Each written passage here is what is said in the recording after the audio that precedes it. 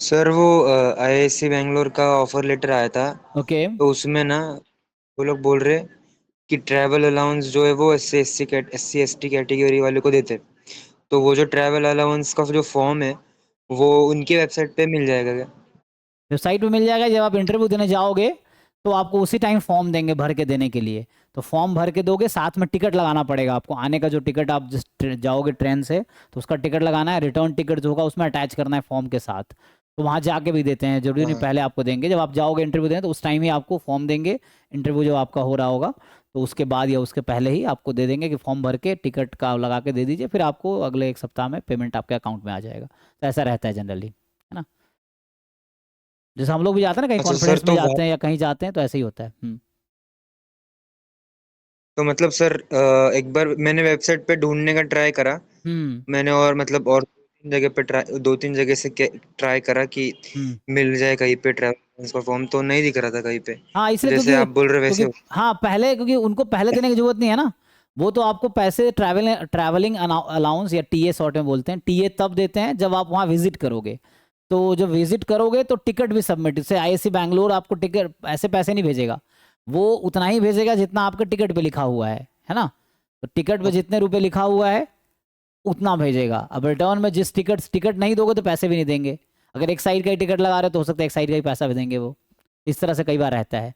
कुछ जगह है कि डबल करके दे देता है, वो अलग बात है। लेकिन है ना, तो वो आपको हम्म। देखना है। तो मतलब मुझे यहाँ से वहां तक और वहां से घर तक का दोनों का टिकट अटैच करना पड़ेगा हाँ, वहां पे? अटैच करना पड़ेगा। वो फॉर्म देंगे। वो फॉर्म में वो डिटेल लिखा रहता है कहाँ से कहाँ तक आए, है ना, किस पर्पज से आए हो, और ये सब सारा सिग्नेचर और हाँ ऑल हाँ दैट। वो सब आपको देना है कि हाँ तो वो भर के फिर उसके बाद फॉर्म अटैच करके वो आपको हो जाएगा। ठीक है। तो वहाँ जो फाइनेंस सेक्शन होता है वो ये काम करता है, तो वो आपको वहाँ दे देंगे ऑफिस वाले। हाँ। अच्छे से। Thank you sir. Thank you. तो मतलब जाओ, इंटरव्यू एक्सपीरियंस है ना, देख के आओ कैसा रहता है ना। ये चीज़ और भी लोगों का आया, मतलब जो अप्लाई किए होंगे जिन लोगों ने। जैसे उन्होंने बताए थे प्राची अग्रवाल ना, प्राची का भी आया था। तो उसमें तो ऐसा कुछ लिखा है कहाँ पे इंटरव्यू, शायद ऐसा लोकेशन फिक्स नहीं बताया, ऐसा क्या? कन्फ्यूजन हो रहा था कुछ बच्चे को। मैं क्या लिखा है उस पे जो मुझे अ, भेजा गया है? उसमें लोकेशन नहीं लिखा है कब कहाँ पे होना है। हाँ, वो एक्चुअली ना वो वेबसाइट पे जहाँ पे हमने अप्लाई करा था ना, वहीं हम्म। पे लेटर डाउनलोड करना है। तो वो लेटर में डेट और टाइम दिया है। लेकिन और लोकेशन है? वेन्यू शायद। लोकेशन लिखा है कहाँ पे है? नहीं, ऐसा तो नहीं लिखा है, रिस्पेक्टिव डिपार्टमेंट लिखा है शायद उसमें। हाँ, तो उसमें मतलब वो मैथमेटिक्स डिपार्टमेंट में इसका होगा, तो आपको आईएससी बैंगलोर के मैथमेटिक्स डिपार्टमेंट में जाके इंटरव्यू देना है। ठीक है। तो मैथमेटिक्स डिपार्टमेंट में जाके विजिट करना, जो भी डेट एंड टाइम है उस पर आपको रिपोर्ट करना है वहाँ पे। तो इंटरव्यू होगा। मतलब सर दे के आना चाहिए इंटरव्यू? हाँ बिल्कुल, उससे एक्सपीरियंस होगा। एक तो थोड़ा ट्रैवलिंग भी हो जाएगी, और दूसरी चीज़ वहाँ जाओगे तो एक अच्छा आईएससी बैंगलोर है ना, इंडिया की टॉप यूनिवर्सिटी है, इवन बेटर देन आईआईटीज वो है। और उसके बाद आपको थोड़ा अच्छा एक्सपीरियंस होगा। एंड इंटरव्यू दोगे तो भले एडमिशन हो ना हो, इंटरव्यू खड़ा भी हो, लेकिन वो एक्सपीरियंस आपको फर्दर गाइड करेगा। ये चीज़ें हैं ना, तो देना चाहिए। ये सब एक्सपीरियंसेस हैं, मतलब जस्ट कोई अपॉर्चुनिटी मिलता है तो ट्राई करके देख लो। ये है, कुछ हो ना हो, एक एक्सपीरियंस होगा, वो फ्यूचर में आपको हेल्प करेगा। एटलीस्ट आपको ये रियलाइज होगा। क्योंकि वहाँ कितना अच्छा बच्चा भी है, उनको है ना, मतलब ऐसा पानी पिला देंगे, वैसा होता है इंटरव्यू में कि वैसे है। तो क्योंकि उनका वो लेवल है, तो आपको वहाँ जाकर रियलाइज होगा कि थोड़े है ना, कि अभी बहुत कुछ नहीं आता है इस तरह से। वो तो वहाँ जाओगे सर तो पता क्या क्या चलेगा। पूछ सकते हैं हम्म। आपके हिसाब से? एक बार बताओ तो मतलब आपके हिसाब से क्या क्या पूछ सकते हैं? नहीं, पूछते तो वही बेसिक हैं। देखो इंटरव्यू में जैसे पहले आपसे पूछेंगे, जैसे आपके बारे में पूछेंगे, फिर थोड़े से आपके अगर लाइफ में कुछ ऐसा इंटरेस्टिंग आया तो उस पर डिस्कस कर लेंगे। एक बेसिक से मैं इंटरेक्ट कर रहा हूँ तो वैसे ही वहाँ फिजिकली, वैसे मतलब सामने सामने, वैसे एक बेसिक बहुत नॉर्मल से किसी से बात करते हो वैसे ही है। फिर उसमें ही आपसे फिर वो पूछेंगे जो आपका बैकग्राउंड है। फॉर एग्जांपल आपने स्टैटिस्टिक्स में ग्रेजुएशन किया है, तो स्टैटिस्टिक्स से रिलेटेड कुछ चीज़ें पूछेंगे। फिर ये पूछ लेंगे कि मान लो स्टैटिस्टिक्स से रिलेटेड आपने और क्या, मतलब स्टैटिस्टिक्स के अलावा क्या पढ़ा है मैथ्स कोर्सेज। जैसे आप कहेंगे जैम का आपने सिलेबस पढ़ा है, तो वो जैम के सिलेबस में जो जो है उनको पता है तो उससे पूछ लेंगे। तो जैम के सिलेबस से रिलेटेड कॉन्सेप्ट पूछेंगे आपसे। फिर कॉन्सेप्ट पूछेंगे, फिर कॉन्सेप्ट थोड़े डीप है ना, वैसा होगा।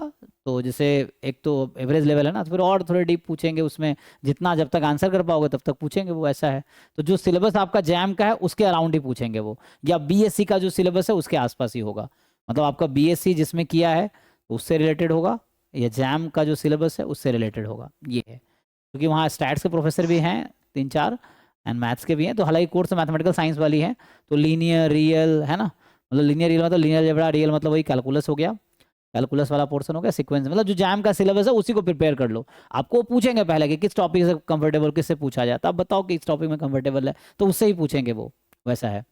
तो जो जैम का सिलेबस है उसको ढंग से रिवाइज करो। और अभी आपने सिर्फ जैम में जो तैयारी किया वो बहुत कम है, आपको जैसे आपको ऐसा लगता होगा बहुत ज़्यादा जान गए, कुछ नहीं है। अभी जब जैसे लेवल बढ़ेगा आपको पता चलेगा वो तो कुछ था ही नहीं, वो तो बहुत है ना बूंद के बराबर है, अभी तो पूरा समुंदर है जो आप सीख सकते हो, है ना। जिंदगी में हालांकि नहीं सीख पाएंगे, बट वो चीज़ें हैं। तो बहुत चीज़ें, बहुत सारी चीज़ें आगे हैं जो डेवलप हुई हैं और है ना, जो एग्जिस्ट करती हैं, जो हम नहीं जानते हैं।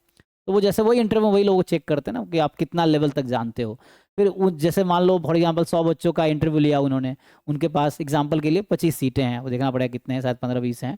तो मान लो 20 सीटें हैं, 50 बच्चों का अगर इंटरव्यू लिया एग्जाम्पल के लिए, या 100 बच्चों का इंटरव्यू लिया, 20 सीटें हैं, तो जो 20 उनको लगेगा 20 मोस्ट बेस्ट परफॉर्मिंग स्टूडेंट उनको लेंगे अकॉर्डिंग टू कैटेगरी, कोई कैटेगरी का भी रिजर्वेशन भी रहता है ना। तो वो चीज़ें मान लो 20 सीटें हैं, जनरल की 10 सीटें हैं, है ना, तो उस तरह से हैं। तो उसमें जो बेस्ट जनरल कैटेगरी वाले होंगे उनको लेंगे, फिर ओबीसी एससी एसटी उसके अकॉर्डिंग, ठीक है।